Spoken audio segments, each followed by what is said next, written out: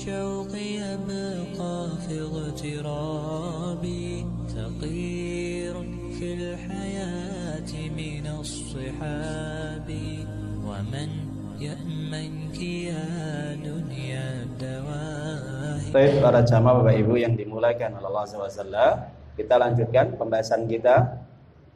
Di sini kita akan menyampaikan sedikit sebagai tambahan, yaitu golongan orang-orang yang hidupnya dihinakan oleh Allah. Paling tidak saya akan membacakan 2 hadis dan 1 ayat, termasuk golongan orang-orang yang hidupnya dihinakan oleh Allah Azza wa Jalla. Kenapa mereka hidupnya dihinakan para jamaah oleh Allah? Ya karena memang semasa hidup mereka melakukan perbuatan-perbuatan yang itu sekiranya melanggar aturan Allah, yang menjadikan Allah tidak senang, Allah murka, Allah tidak ridho dan sebagainya. Nah, itu tandanya orang dihinakan oleh Allah hidupnya. Nah, di sini Nabi kita yang mulia Rasulullah SAW, riwayat dari Abu Hurairah radhiyallahu anhu, yang pertama, Nabi menyampaikan ada 3 golongan manusia yang nanti pada hari kiamat mereka tidak akan diajak bicara oleh Allah, tidak akan dilihat dengan pandangan rahmatnya, tidak akan disucikan dosa-dosanya, dan mendapatkan siksa yang berat. Itu yang disampaikan Nabi Pak Bungge dalam hadis Sahih Imam Muslim. Salah satu la yukallimullahu yaumil qiyamah wa la yanduru ilaihim wa la yuzakkihim wa lahum adzabun alim. Jadi 3 golongan ini, yaitu yang pertama kata Nabi Muhammad SAW adalah yaitu Saikhun Zanin. Saikhun Zanin itu orang tua yang sudah umur tapi masih senang berbuat perbuatan keji. Jadilah umure wis tuwek Pak Bung, umure wis di atas ya 60 ke atas lah, 60 70. Orang itu kalau sudah umur 50, 60, 70 ini kan harusnya sudah bersiap-siap menghadapi kematian. Seharusnya orang kalau sudah umur 60, 70 ini mempersiapkan diri untuk apa Bu? Menyambut ajal. Jadi sergap ngaji, sergap sholat, jamaah, maca Quran, berbuat kebaikan-kebaikan lah. Itu. Kenapa? Kalau sudah orang tua yang sudah umur 60, 70, ini ya sudah rabunan, sudah buyuan ya toh. Jalannya agak bungkuk. Kadang-kadang jalan aja sudah radius berapa meter sudah enggak terlihat gitu. Pandangannya sudah agak kabur gitu Pak Bung. Nah itu. Rambut sudah pada ubanan kados kula nggih. Itu. Harusnya orang kalau sudah umur di atas 50, 60, 70, ini dia mempersiapkan bekal sebanyak-banyaknya untuk menyambut kebaikan. Lah ini enggak. Malah senang berbuat maksiat. Sudah umur tapi dia belum bertobat, enggak sadar, Pak. Coba, bahkan melakukan perbuatan zina. Naudzubillah min dzalik. Padahal perbuatan zina itu perbuatan yang sangat dibenci oleh Allah. Ini bisa merusak kehidupan rumah tangga, juga menjadi penyakit kehidupan di masyarakat, gitu Pak. Orang kalau berzina kan nanti ujung-ujungnya muncul apa? Penyakit HIV, penyakit AIDS. Apa ada obatnya penyakit HIV? Belum ada. Dokter sehebat apapun belum bisa menemukan untuk menanggulangi ya virus HIV atau AIDS. Karena itu memang Allah berikan supaya sebagai peringatan bagi orang yang masih suka berzina, kumpul kebo. Ya. Jadi orang-orang tua yang masih suka berzina ini dosanya lebih besar daripada orang muda yang berzina. Bukan membolehkan loh nggih. Podo-podo dosane, tapi dosanya lebih besar orang tua yang berzina. Kenapa? Semakin banyak umur, semakin tambah dosanya, Pak. Hati-hati Pak Bu nggih. Jadi orang-orang tua yang masih seneng serong. Nah itu. Seneng main perempuan atau main laki-laki, padahal sudah umurnya di atas 50-60. Nah, ini kalau dia nggak sadar, ini dosanya paling berat nanti. Sampai dia meninggal dunia dalam kondisi zina, ya sudah. Nanti pada hari kiamat tidak akan dilihat, diajak bicara, disucikan dosa-dosanya, mendapat siksa yang berat. Pernah dulu saya lihat itu, dengar ada kabar orang tua yang sudah umur mati di hotel dalam keadaan esek-esek gitu. Iya, matinya di hotel, main perempuan, Pak. Padahal jantungnya itu sudah berat ya ngompa itu ya. Macem-macem gitu loh. Nah, itu. Naudzubillah min dzalik. Bayangkan mati dalam kondisi berbuat maksiat, Pak. Ini kira-kira mikir para orang ini ya kadang. Makanya orang cerdas itu tadi, dia akan selalu takut kepada Allah kalau dia berbuat maksiat. Ya, jadi ingat Pak Buge, orang mukmin itu orang yang selalu dia mengingat Allah dimanapun berada, dan jangan sampai dia terjerumus dalam perbuatan dosa dan maksiat. Kalau dia berbuat maksiat, dia selalu eling Gusti Allah. Maksiat ini, aku takut kali Gusti Allah. Ini akhafullah, aku takut kepada Allah. Nah itu. Tapi kalau orang yang nggak mikir, Pak, mengikuti hawa nafsunya, yang dipikir cuman kenikmatan dunia, ya sudah, nggak punya rasa takut dia. Padahal hukuman orang zina apa, Pak Bu? Hukuman orang zina itu kalau sudah menikah dirajam. Dirajam itu dilempar batu sampai mati. Itu orang zina. Itu hukuman Islam. Hukuman Islam loh, okay? Kalau belum menikah diapakan? Dicambuk 100 kali. Ya, dicambuk 100 kali. Itu yang belum menikah. Itu yang senang dia berzina atau kumpul kebo. Makanya nyun sewu Pak Bu, kita hidup di akhir zaman, banyak para pemuda-pemudi ini sekarang sudah nggak takut Gusti Allah, nggak punya batasan, pergaulan bebas, hubungan sana sini tanpa mahram, sampai terjadi perzinaan, akhirnya hamil di luar nikah. Banyak Pak Bu. Halo, banyak Ramadan.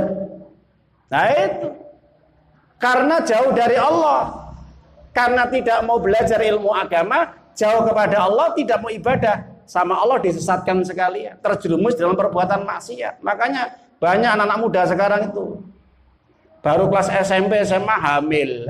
Kenapa? Karena ya pergaulan bebas tadi, Pak. Insya Allah ya, kita sarankan, kita wasiat, jaga anak-anak kita dengan baik, kita bentengi dengan iman dan ilmu yang benar. Sering diajak ngaji, dipahamkan ya tentang syariat, pergaulan. Jangan pernah membiarkan anak kita bebas bergentayangan, pacaran, rentang-renteng dengan yang bukan mahramnya. Kalau sudah siap nikah, nikahkan. Kalau kelihatan anak kita renteng-renteng dengan orang yang itu bukan keluarga kita, saudara kita, nikahkan kalau sudah senang. Jangan ditunda-tunda, nanti takut terjerumus dalam perbuatan zina. Yang kedua, malikun kadzab, pemimpin yang suka berdusta. Nah, ini siksanya berapa? Pemimpin yang suka berdusta, yang suka omon-omon, janjinya selalu tidak tepati, tidak amanah. Nah, maka pemimpin yang seperti ini, yang seharusnya dia ditugaskan untuk menjaga amanah, mengayomi rakyatnya, memakmurkan rakyatnya, memberikan kebutuhan apa yang dibutuhkan rakyatnya, dan itu diabaikan. Bahkan dia berani mengambil hak rakyatnya, Pak Bung, secara dolim. Ini siksanya paling berat nanti pada hari kiamat. Para pemimpin seperti ini nanti pada hari kiamat ora bakal pinaringan syafaat. Nabi dawuh, sinfani min ummati lan tanaluhuma syafaati imam dolum.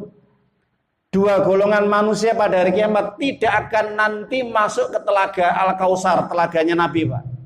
Bahkan bakal ora pinaringan syafaat, tidak akan diberi syafaat oleh Allah lumantar Kanjeng Nabi. Siapa mereka? Pemimpin yang mendolimi rakyatnya. Jelas? Jadi kalau ada pemimpin yang suka mendolimi rakyatnya, nanti kalau saya jadi pemimpin saya akan seperti ini, pret, ngapusi, janji kosong, asbun, asal bunyi. Nah, ini orang seperti ini, Pak, pemimpin yang seperti ini, kata Nabi, siapapun pemimpin yang dikasih jabatan oleh Allah, kekuasaan, kok dia menipu rakyatnya, dia meninggal dunia dalam kondisi masih tetap menipu rakyatnya, haram masuk surga. Meskipun banyak sholatnya, meskipun ketoknya banyak hajinya, umrohnya, nggak peci, nggak sarung, sanakan seperti orang muslim, tapi karena dia mendolimi manusia, mendolimi rakyatnya, haram masuk surga. Makanya nanti pada hari kiamat para pemimpin-pemimpin pejabat itu nanti akan diserupakan seperti apa, Pak? Binatang yang paling kecil seperti semut. Diinjak-injak mereka sama manusia nanti di hari kiamat. Kenapa? Karena semasa hidup dia punya kekuasaan, jabatan, kedudukan, tapi semua amanah Allah itu digunakan untuk berbuat dolim. Jelas nggak Pak Bung? Makanya ini penting sekali kita paham. Ini orang-orang yang dihinakan sama Allah nanti pada hari kiamat. Bahkan pemimpin yang dolim ini biasanya matinya itu ngenes, su'ul khotimah. Banyak kejadian-kejadian ya, ketika mereka sakaratul maut mereka ya, matinya dalam kondisi su'ul khotimah, mengenaskan, mengerikan. Kenapa? Karena dia telah mendolimi banyak orang. Mendolimi satu orang saja dosa besar, betul Pak Bu? Dosa besar, apalagi mendolimi rakyatnya yang jumlahnya 280 juta. Bayangkan. Pernah dengar kisahnya Umar bin Khattab, Pak? Umar bin Khattab itu kan khalifah kedua dalam pemerintahan Islam. Kebiasaan Umar bin Khattab ini kan apa, Bu? Jalan malam hari, namanya apa? Ronda. Ya. Apa namanya itu? Keliling, nah? Blusuan. Blusuannya Umar bin Khattab itu malam jam 12 malam, Pak. Rakyatnya enak-enak tidur. Ketika menemukan seorang ibu yang dia tidak memiliki beras atau gandum untuk memasakkan anaknya yang kelaparan, sampai ibu tadi berdoa pada Allah, semoga Allah membalas pemimpin yang dolim. Umar dengar, Pak, krungu mireng niki. Langsung terkejut, shock. Akhirnya dia kembali mengambil makanan gandum dan daging diberikan kepada seorang ibu tadi, karena merasa dia berbuat dolim kepada rakyatnya. Bayangkan, satu orang, Pak, satu orang Umar merasa berbuat dolim kalau tidak memenuhi haknya. Lah ini yang didolimi berapa? Ya, rakyat yang sudah miskin dipajeki. Na'udzubillah min dalik. Rasulullah mengatakan, ashabul maksi finar, para pegawai pajak, penduduk neraka. Kalau nggak bertobat dia, hati-hati. Jangan sampai kalau punya anak jadi pegawai pajak, bertobat kepada Allah SWT. Semua para penduduk pajak yang berbuat dolim, penduduk neraka nanti. Pegawai pajak ini. Ya. Yang ketiga, ail mustakbir, orang miskin tapi sombong. Orang miskin tapi sombong. Ada Pak orang miskin sombong, Pak? Orang miskin sombong itu Imam Nawawi di dalam kitab Syarah Sahih Muslim mengatakan orang yang memang kondisi kebutuhannya kekurangan, ekonominya kurang, tapi dia memiliki sifat sombong. Bagaimana sifat sombongnya Pak Bu? Nabi menyampaikan sifat sombong itu adalah batarul haq wa ghamtun nas, menolak perintah Allah dan tidak pernah menghargai orang lain. Ada Pak, orang miskin punya sifat sombong itu nenten betul. Menolak perintah Allah, tidak pernah menghargai orang lain atau menyepelekan. Jadi gini contohnya sederhana Pak nggih. Orang miskin sombong. Kondisi ekonominya pas-pasan dia. Untuk makan aja cukup hari itu. Nggak ada yang lain, nggak ada yang untuk disimpan, ditabung tuh nggak ada. Untuk biaya anaknya sekolah, untuk bayar listrik, untuk makan, hari itu cukup. Tapi sayang satu Pak, ail mustakbir, dia punya sifat sombong. Disuruh sholat nggak mau, disuruh ngaji nggak mau, disuruh perintah Allah kewajiban yang lain nggak mau, puasa Ramadan juga nggak mau, Pak. Maunya jadi apa ini orang ini? Sudah miskin tapi sombong, menolak perintah Allah. Ya, diuji hidupnya di dunia. Seharusnya orang miskin ini semakin dekat kepada Allah. Ya, semakin banyak mendekatkan diri kepada Allah, minta ampunan kepada Allah agar hidupnya selalu diberi kecukupan. Lah ini sudah miskin sombong. Pamer, yang dipamerkan padahal silian, Pak. Nggih, ada. Pamer mobil, pamer emas, padahal itu pinjaman semua, pinjam temannya, tetangganya, saudaranya. Nah itu, seakan-akan dia orang yang kaya lah gitu. Ya, jadi orang miskin sombong. Dan juga kalau dinasihati selalu marah-marah. Ya. Imam Ghazali mengatakan, engkau akan lihat orang yang sombong itu ciri-cirinya dia kalau nasihati dengan cara yang kasar, bentak-bentak, sak penake dhewe. Tapi bareng dinasehati malah dia marah. Itu orang yang sombong itu. Ya, kelihatan itu orang seperti itu. Jadi hati-hati Pak Bu kalau di lingkungan kita, masyarakat kita ya. Dia kalau nasihati kita nih dengan nada yang emosi, dengan nada yang keras. Sanakan itu dia yang paling benar. Tapi ketika dinasihati gantian, dia marah-marah. Sanakan dia nggak terima dengan nasihat tadi. Lah ini orang sombong ini, Pak. Dan menyepelekan, Pak. Tidak punya rasa bentuk terima kasih. Ada Pak Bu, banyak orang ini. Dikasih bantuan, dikasih pertolongan, tidak pernah ada ucapan matur nuwun. Terima kasih, jazakumullah khairan kasiro. Ditolong malah nyakiti, malah bentak-bentak. Dikasih sedikit nggak terima, ada Pak. Nah ini orang miskin sombong. Dibantu ya harusnya dia terima kasih, tidak mau berterima kasih. Milani pun para jamaah Bapak Ibu, ini 3 golongan manusia nanti pada hari kiamat ini siksanya paling berat nanti ya. Jadi hati-hati apa yang disampaikan oleh Nabi kepada kita, mudah-mudahan ini bisa memberikan manfaat yang besar kepada kita. Janganlah kita menjadi orang-orang yang dihinakan sama Allah nanti pada hari kiamat disebabkan karena ada sifat-sifat perilaku yang tercela yang dimana itu sangat dibenci oleh Allah. Baik orang tua yang masih suka berbuat maksiat, suka berzina lebih-lebih, pemimpin yang dia berbuat dolim kepada rakyatnya, berlaku sewenang-wenang, dan yang terakhir orang miskin tapi masih suka berbuat sombong ya kepada orang lain. Itu yang kami sampaikan, semoga sedikit ini bisa memberikan manfaat yang besar pada kita dan bisa menambah ilmu untuk kita semuanya agar kita tetap istiqomah dalam kita beribadah kepada Allah sampai datang kematian kita menjemput. Amin ya rabbal alamin.